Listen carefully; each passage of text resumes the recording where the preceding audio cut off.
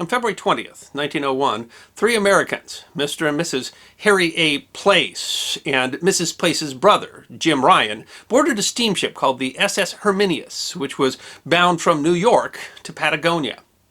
That trip would be the genesis of a set of enduring mysteries that would challenge the discipline of history. The man calling himself Jim Ryan was in fact Robert Leroy Parker, and the man calling himself Harry A. Place was in fact Harry Alonzo Longabaugh, and they were two of the most successful and most prolific bank and train robbers in American history. You might better recognize them by their nicknames, Butch Cassidy and the Sundance Kid.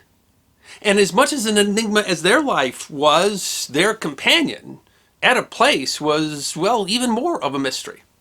The circumstances which caused those famous outlaws to board that steamship were, well, not always as the movies portray. It's history that deserves to be remembered. Robert Leroy Parker was born in Utah in 1866, the son of a Mormon pioneer.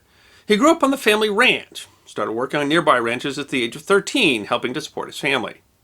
Sometime in the 1880s, he met a ranch hand and petty criminal named Mike Cassidy, from whom he learned about handling horses. He apparently admired his mentor and started going by the last name, Cassidy. He worked as a hired hand, was notably good with horses, and participated in local horse races. He was also quite good-looking. A young admirer, Josie Bassett, described Parker when he was 20 as the most dashing and handsome man that I had ever seen. At the time, Parker was working as a hired hand on a nearby ranch and going under the name George Cassidy. Josie Bassett and her sister Ann would become acquainted with Cassidy and many others at their ranch near Browns Park in the rough area around the Colorado-Utah-Wyoming border. Cassidy would often leave the area for months at a time, but would then return, was admired by the Bassett sisters, both of whom were rumored to have been linked to him romantically. There are two stories for how he came up with the nickname Butch. One claims he got the name while working at a butcher shop in Wyoming one winter. Another story is that the nickname was coined as a rib at Cassidy, who was once knocked over into some mud when he fired a shotgun named Butch that had a notorious kick. The area around the Bassett's ranch was a good spot for people on the run. It was remote. Locations along the border of three states left lawmen with questions of jurisdiction. There were many places to hide, and people like the Bassett's father would sell horses and beef to men without asking too many questions. The area became known as Outlaws Trail, and Cassidy made the acquaintance of several people with whom he would eventually partner in various ventures. It isn't exactly clear when Butch Cassidy turned to a life of crime, but he was most likely involved in a bank robbery in Telluride, Colorado in 1889. After they pulled a job, Cassidy and his associates would often lay low for a while before meeting again at some sort of prearranged point, and Butch Cassidy often spent that time in between near the Bassett's ranch at Browns Point. Josie Bassett used the euphemism, "one of Butch's rich uncles died," to refer to those times when he came back, flush with cash from having pulled a job. In 1894, Cassidy was sent to prison in Laramie, Wyoming, for horse theft and served 18 months for the crime. He was able to secure early release by promising the governor that he would no longer commit crimes in Wyoming. Sometime after his return from prison, he helped to form a loose group of as many as 25 associates who called themselves the Wild Bunch. The colorful group of robbers included Cassidy's close friend, Elsie Lay, and outlaws like Bill Kilpatrick, known as the Tall Texan, George Flatnose Curry, and his protege, Harry Logan, who adopted the name Kid Curry. Sometime later, Harry Alonzo Longabaugh became a part of the group.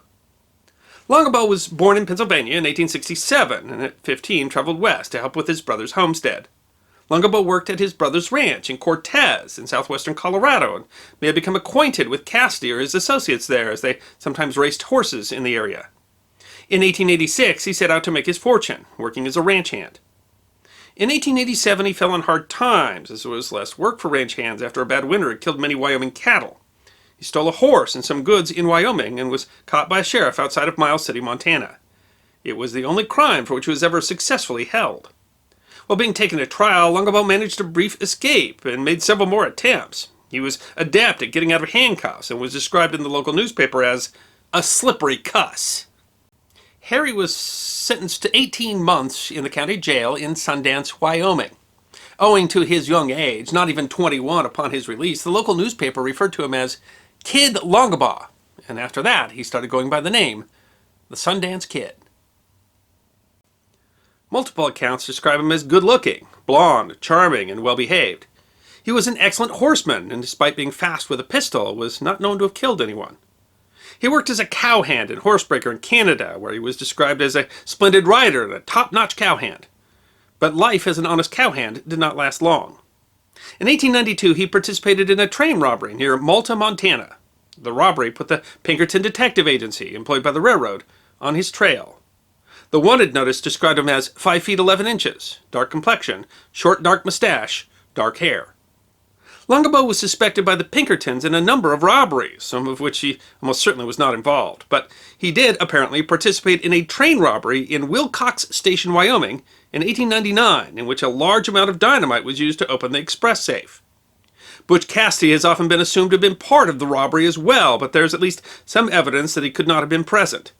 It is more likely that he was involved in the planning, but not in the robbery itself, which would have violated the agreement he made when he was released from prison in 1896. Flush with cash, Longabaugh went to lay low in Texas, where he is presumed to have first met a woman named Ethel. Little at all is known about the woman called Etta Place. She went by the name Ethel, but newspaper accounts and Pinkerton reports often used the name Etta, likely because of a misspelling in a Pinkerton memo. The Pinkerton agency assumed that she was from Texas and sought information on her there, but she also claimed to have come from the Northeast.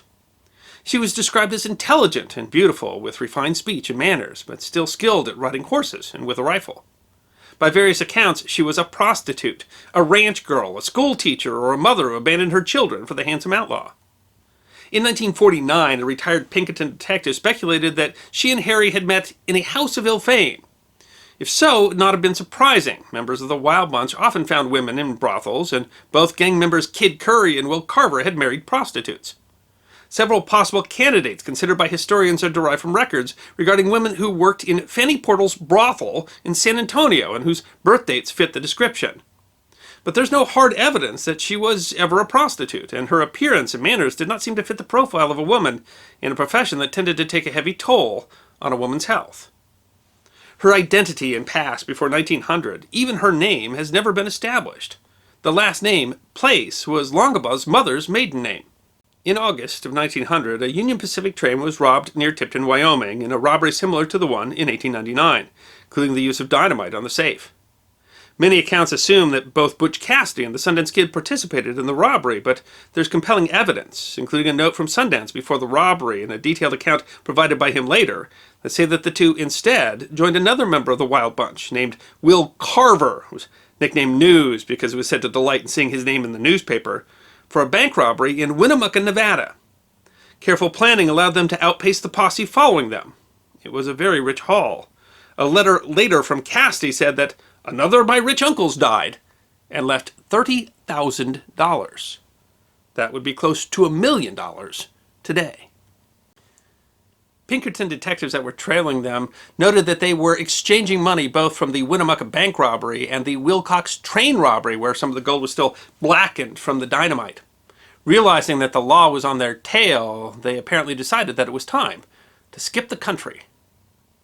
In November, they met up with 3 other members of the Wild Bunch: Will Carver, Harvey Kid Curry Logan, and Ben Tall Texan Kilpatrick in Fort Worth, Texas. The 5 decided to have an now famous photograph called the Fort Worth 5 taken. The photo was a mistake. The shop owner put a copy in his window, where a Pinkerton detective recognized Will Carver. The agency had hundreds of copies made, and they were used to identify the men. When one of them recognized a lawman on the street, the men left town. Time was running out for the Wild Bunch. Will Carver was killed by a sheriff in Sonora, Texas in April 1901. Ben Kilpatrick was captured in St. Louis in 1901 and sentenced to 15 years. For a short while, the police were convinced it was Harry Longabaugh that they had caught. Harvey Logan, who despite not being as well known as Butch and Sundance, was the member of the Wild Bunch known to have killed the most people, was finally caught in 1902 and sentenced to 20 years, but escaped in 1903. His mentor, George Flatnose Curry, had been killed by a sheriff in Utah in 1900. Harry collected Ethel, and the two claimed to marry, although no official record has been found. They visited his family in Pennsylvania and met up with Butch in New York. Harry and Ethel had a photo taken in February, a copy of which he sent to a friend in Wyoming, where it was copied by Pinkerton detectives. They visited a health spa, which was able to provide a description of them to the Pinkertons. Butch bought Harry a watch at Tiffany & Company, possibly as a wedding present. And then, traveling as Mr. and Mrs. Harry Place and Jim Ryan, they set sail for Argentina. There's been quite a lot of historical research on Butch Cassidy and the Sundance Kid, dozens, maybe hundreds of books, but historians disagree, and there's still quite a lot of controversy about their lives. And of course, much of what the public knows comes from what we've seen on television or in film, notably the Oscar-winning 1969 film Butch Cassidy and the Sundance Kid that starred Paul Newman and Robert Redford and Catherine Ross as Etta Place. But things didn't necessarily go the way that they were described in the movies.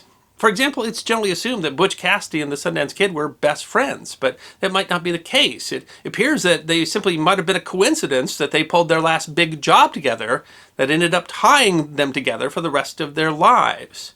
Elza Lay was generally considered to be Butch Cassidy's best friend, but he had been arrested the year before in New Mexico and sentenced to 15 years in prison. Still, it's possible that Butch Cassidy and Harry Longabaugh knew each other much earlier than has been suspected, because Longabaugh's family always suspected that he played some role in the 1889 bank robbery that Butch pulled in Telluride, Colorado. There are several crimes that are generally attributed to the two where they might not have been. For example, the Pinkertons assume that they participated, both of them, in the Tipton train robbery and then rushed to Nevada to pull the Winnemucca bank job. But there was only 3 weeks in between. It would have been extremely difficult to travel the 600 miles distance and have adequate time to plan the Winnemucca robbery. The thing is, the Wild Bunch had a very clear strategy. They would pull their robberies during the day, but they would have pre-positioned fresh mounts so that they could quickly outpace posses. It was a very effective strategy, but since all the gang used it, then jobs that were pulled by some members of the gang might be misattributed to other members of the gang. The Pinkerton Detective Agency was a relentless pursuer and also sometimes an unscrupulous one. Butch Cassidy and the Sundance Kid often lamented that they wanted to quit robbing and go straight, only to have their past and the law catch up with them. And nowhere was that more apparent than in the next and most enigmatic phase of their careers in South America. But that is another story. I hope you enjoyed this episode of The History Guy, short snippets of forgotten history between 10 and 15 minutes long. And if you did enjoy, please go ahead and click that thumbs up button. If you have any questions or comments or suggestions for future episodes, please write those in the comment section. I will be happy to personally respond. Be sure to follow The History Guy on Facebook, Instagram, Twitter, and check out our merchandise on teespring.com. And if you'd like more episodes on forgotten history, all you need to do is subscribe.